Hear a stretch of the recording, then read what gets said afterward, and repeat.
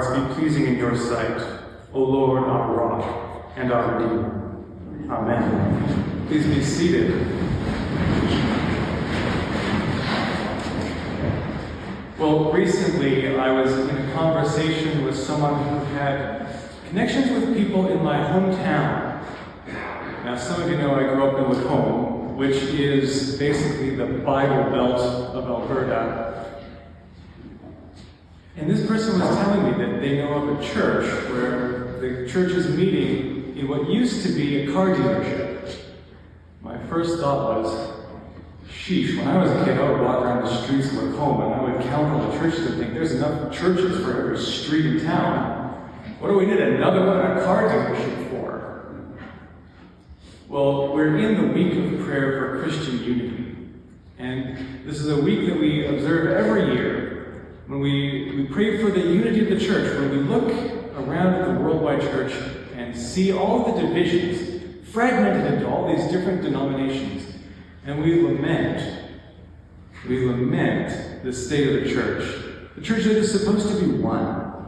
Right? Later in the service, we'll say the creed. And in the creed, we say we believe in one church. Well, it sure doesn't look like it when you walk down the street. We lament this because it doesn't do justice to the story of God that we have in Jesus and in the Scriptures. It doesn't do justice to a God who is the creator of all, who calls us to be the salt of the earth, not just the salt of a little part of the earth over here, the salt of the earth, the light of the world. That God's work and God's purposes are universal, they're inclusive, and they're meant to draw together, not pull apart. And yet we look at the state of the church and we say, it's not what it should be. It's not what it should be. Well, we look at the church and we say it's not what it should be. We look at the world and we say it's not what it should be either. And Jesus says, in wonderful poetic ways in the reading we had, that the world is not what it should be. We heard the Beatitudes. Blessed are the poor in spirit. Blessed are the meek. Blessed are those who mourn. If we've been in church for a while, we've heard those words many, many times. And maybe they don't hit us quite as hard as they might because of the familiarity. But what is Jesus saying? Blessed are the meek. Blessed are those who mourn.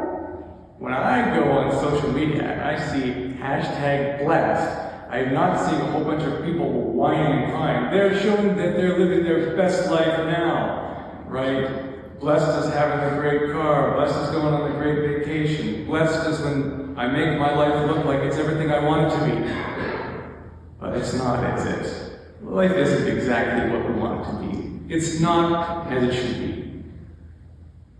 And so when I think about the church, where it's fragmented into all these different denominations, I wonder why. Why is it that the church is split? And there's some petty reasons. I know of a denomination that's split because of a dispute over publishing rights. There are good reasons churches split too. Just a couple of years ago, the United Methodist Church split over debates about same-sex marriage. And they decided they couldn't stay together anymore. Two sides of the church wanted to go in very different directions, and they said, you know what, we just need to split so we can go the way we feel God is calling us. That's a pretty legitimate split. Sometimes it happens a bit more organically. So you know the Methodist movement came out of the Anglican Church in England in the 18th century. John and Charles Wesley were both Anglican priests, and they looked around at their church experience in the Anglican Church and said, you know, this is a bit dry. Maybe we can find a bit more flavor, a bit more spice. Maybe we can find a bit more Holy Spirit in our church. And so they started doing church a little bit differently, where they would meet in smaller groups and talk about their faith in deep ways together and ask questions. What's prayer like for you? Are you experiencing God in your life?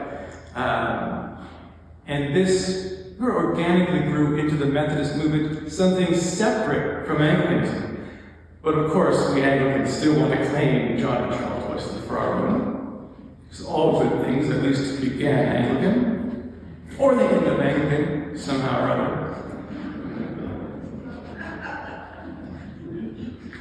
There's a conservative strand in our DNA, both as Christians and also as humans, right? We do need some level of stability in our lives to survive and to thrive.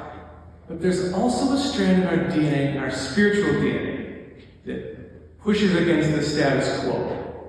And in our reading this morning, we have Jesus pushing against the status quo.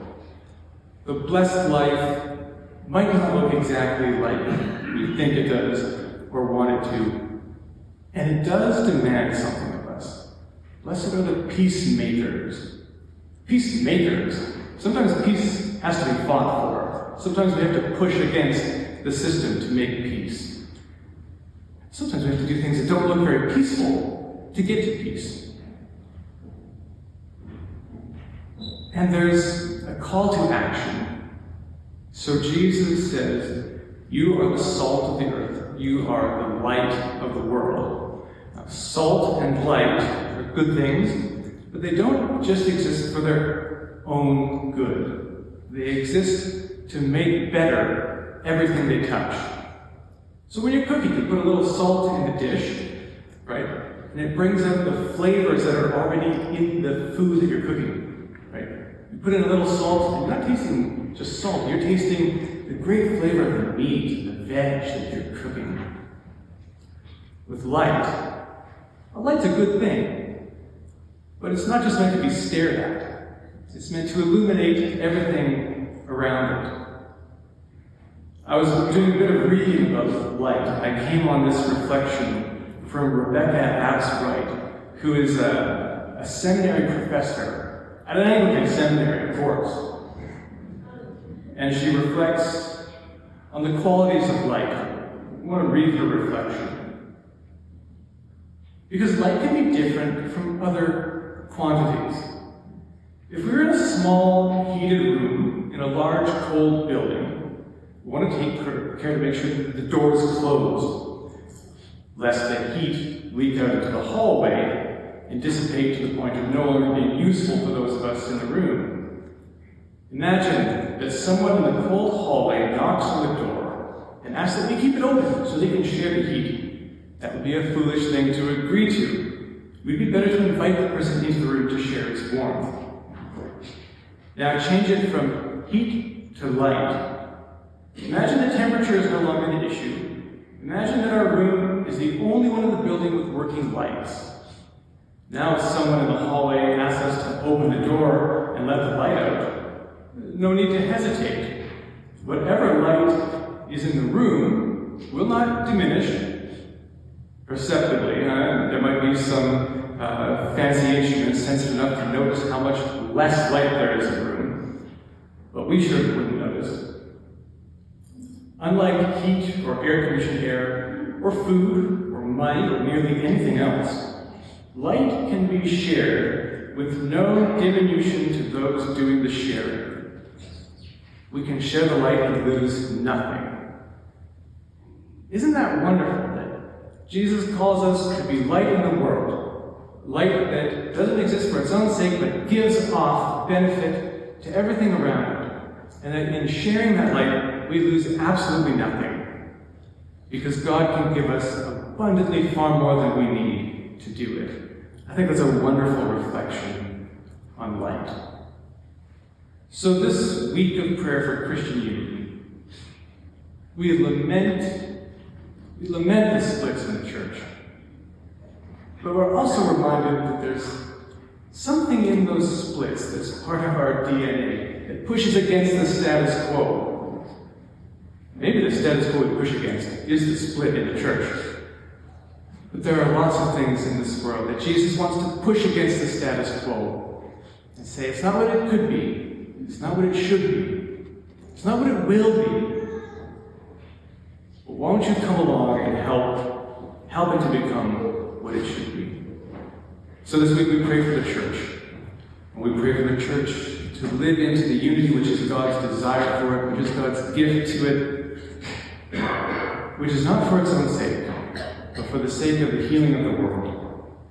Amen.